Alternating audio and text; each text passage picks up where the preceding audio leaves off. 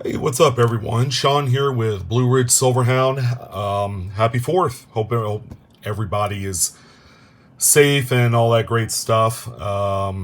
Welcome to this video. And today we're going to talk about mid-state grades. And my personal observation, especially after doing this for such a long time, is that graders see various different types of mint grades as different. So just so I don't convolute this conversation, let's say if we had a number of coins, and we'll use the peace dollar, seeing as how that's going to be kind of our subject coin in this video.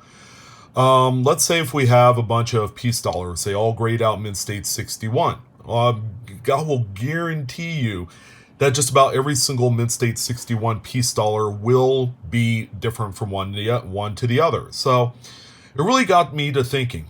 And a lot of people have asked questions like this in the past. They're probably a little bit more infrequent than some of the more pressing type of inquiries. But the big question is, what does the professional graders like PCGS and NGC construe as mint state, right? Because, we have copper coins, we have clad, which are copper nickel, we have silver. Silver's like, one of the most popularly talked about subjects when it comes to grading.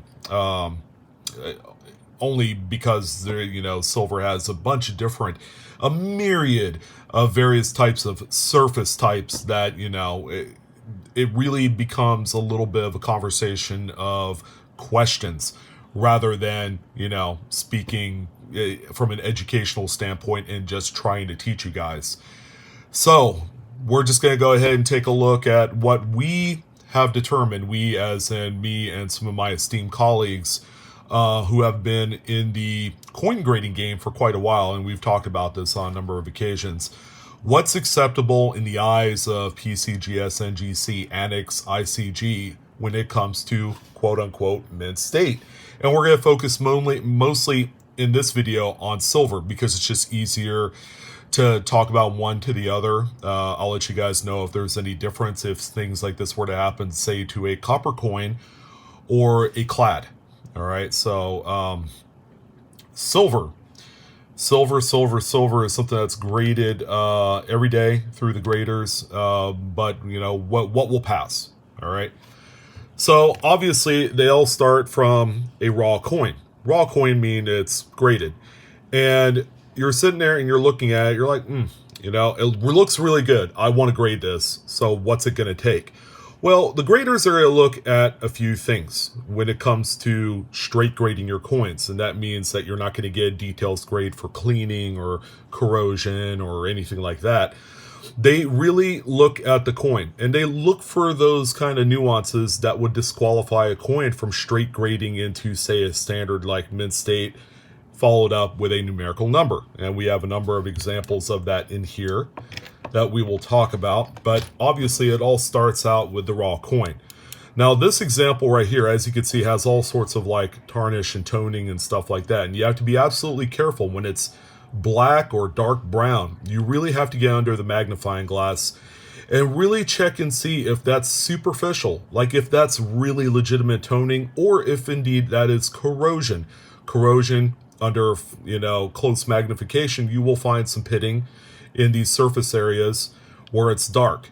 And if it does have that, that coin will come back as a corroded coin through those graders. And it'll say so on the label. And generally, you don't want that. All right. You can see a little bit of that here on the reverse as well. This coin is interesting because I dipped this in an EZest at one point in the past, and all of this black, dark, cruddy toning on this coin had disappeared, and now it's back.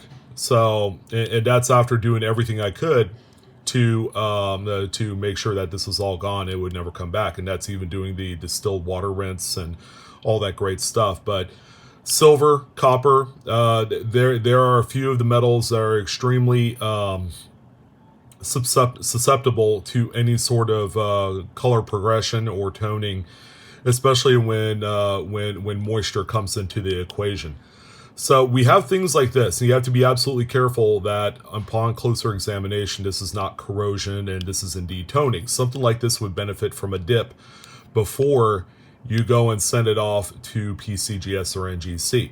All right, but oftentimes the coin will start out in this type. All right, you're also got to look at the luster. Make sure that the coin is not what we call whizzed, which someone had gone through the coin with a fine wire brush, like a Dremel, and kind of replicate the appearance of luster.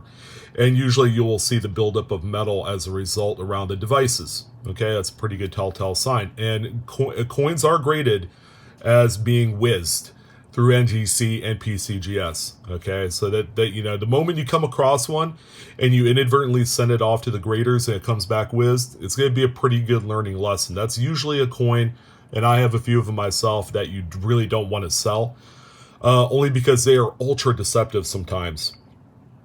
If people do a good enough job at whizzing their coins, you really, in some instances, can't really tell the difference.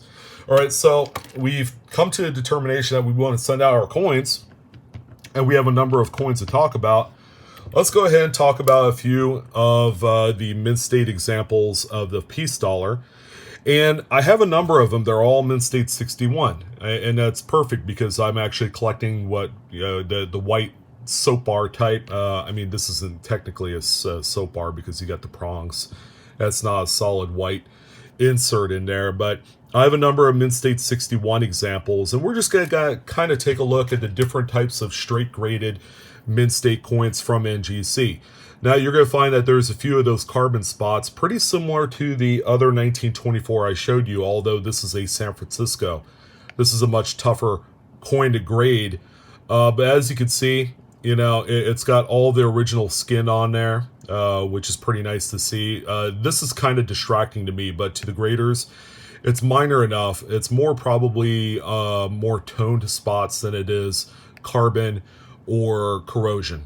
All right, now toning is really considered corrosion, to the eyes of some, but we have this tremendous amount of skin on here, which has the original kind of like what I call hazy white appearance to it, which is what you want to see on the coin. All right, so this one right here is a mint state 61, and you'll tell the difference as we go through the few other 61s that I have. You'll notice the difference from one to the other. All right, so that's that one right there. Relatively unplayed with. It looks like it was just an original coin. Now here's another mint state 61, and you'll notice a difference. The luster seems to be a little bit more subdued, but this has a much thicker skin on it.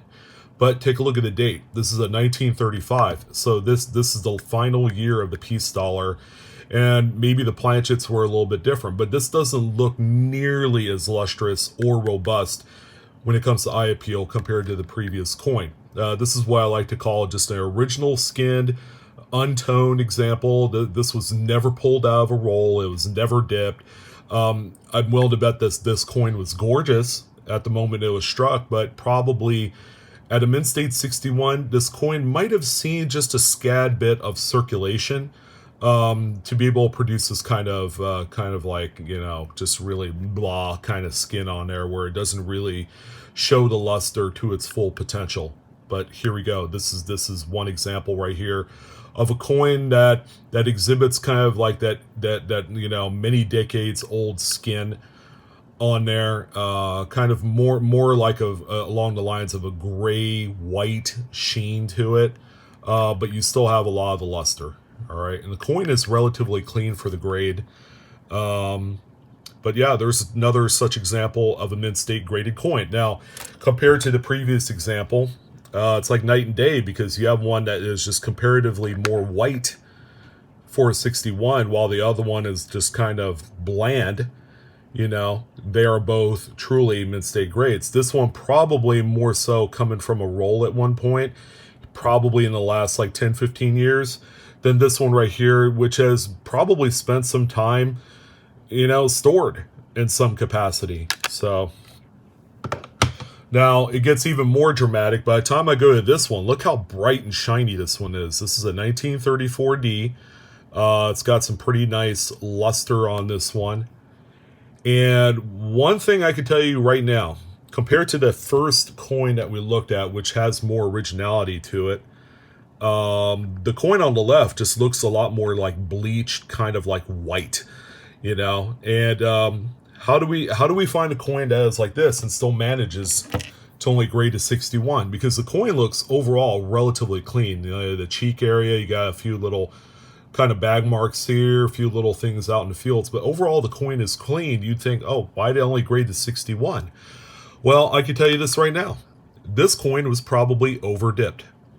All right. So if you look at chemicals like E-Zest and Tarnex, all right, those particular types of dips are a caustic acid that, you know, if you were looking to, and I have another example, by the way, if you were looking to remove some unsightly type of toning or tarnish on there, you would use something like that, right? And that's really the only reason why we would use it. And, you know, it's more for the person who sees coins as being, I like my silver blast white, as opposed to the other crowd that says, well, I like toning in any sort of appearance to it.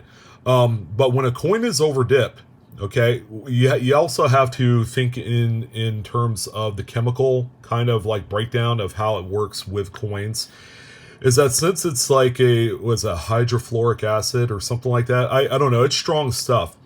But you definitely don't touch it with your skin or anything like that. You know, like you wouldn't dare dip your fingers in Tarnex or E-Zest for sure. But the acid actually eats away at the metal of these coins. So sometimes you'll see coins that have been grossly over dipped that have lost quite a bit of luster.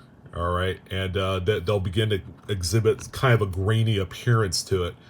I actually, at one point, a long time ago, experimented with a few like modern coins. Like I threw a copper-coated zinc in E-Zest, and that thing it was gone. All that was left was the copper layer, all right, which is the skin. You were able to pick it up with a fork, but the zinc interior core of that coin completely gone. And you know, I also experimented with a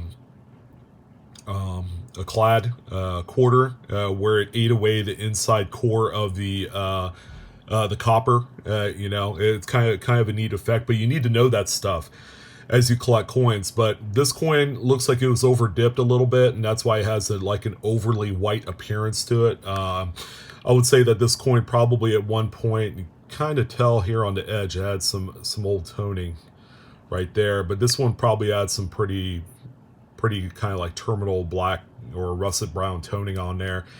And the graders will still grade over dip coins, all right, up to a point. This coin was saved just in time where it still exhibited a lot of its original luster, but once it got to a certain point where the coin was damaged as a result of that acid, they're not going to grade it as such, and they'll just say it's been cleaned or what have you through their details grade program. So they will grade lightly dipped coins such as this one. All right, they might net grade it a little bit. They probably saw this one as maybe a 62 or 63, saw that it was over dipped a little bit, and then had dropped it down to 61, but it kept the details grade off the slab. Keep in mind, details grade will make the coin worth less, all right, in terms of an investment. All right, so what are the other types of mint state coins they will grade? Well, toning. They will grade toning coins. This one is pretty nice. You know, it's got kind of like this crescent look over here. You got some blues, greens, transitions into this magenta purple, and then into yellow gold. But you know, they will grade legit, straight, straight up good toned coins. All right, any artificial stuff, they'll know what that looks like because the color progression's all wrong. If it goes from like, you know, some weird off the wall color like an orange fiery red, and it goes to like a, you know, a purple or so, you know, if the progression is all wrong, they will know about it. And we see a lot of that like on Silver Eagles, which is so unnatural considering the age of some of the Silver Eagles that are toned. Like I saw 2001 or 2002 Silver Eagle that was completely involved in toning on the obverse and the reverse of the coin, and it ended up coming back questionable color. All right, so they will grade toned coins, no problem, and it actually does more for the value of the coin to keep the original toning on there.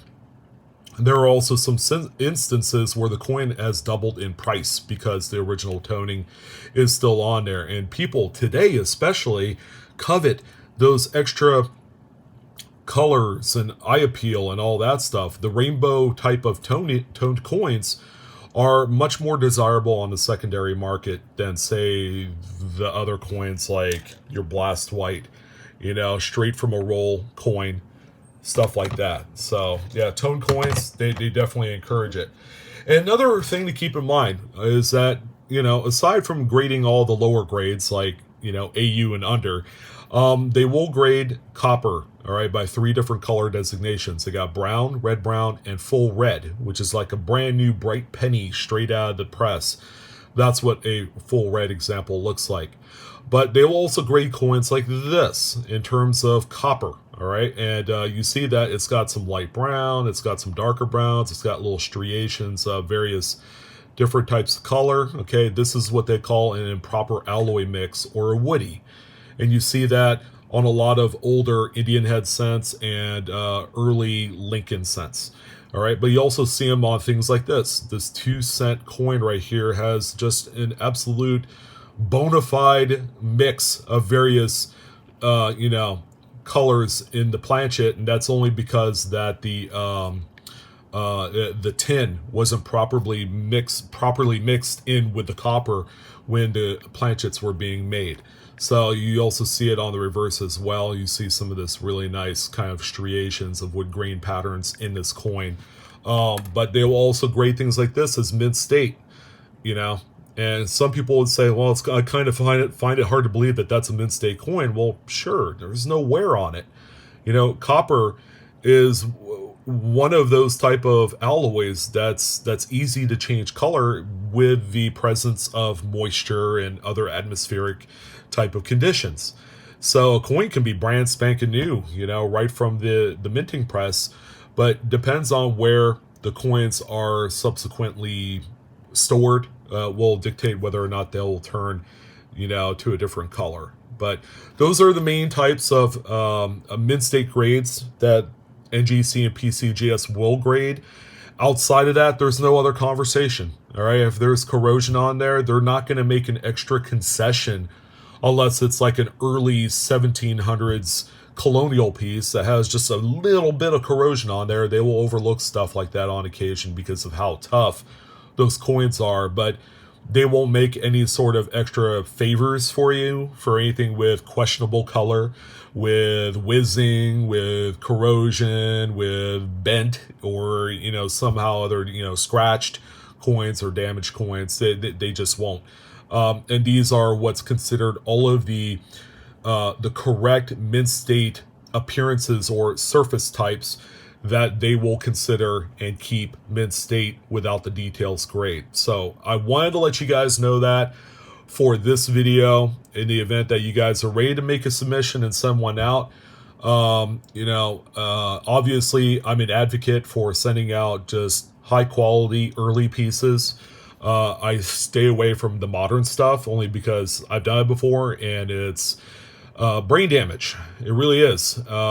Because when you're trying to achieve a specific very high grade of those type of coins, all right, you will be disappointed if it came back a grade lower.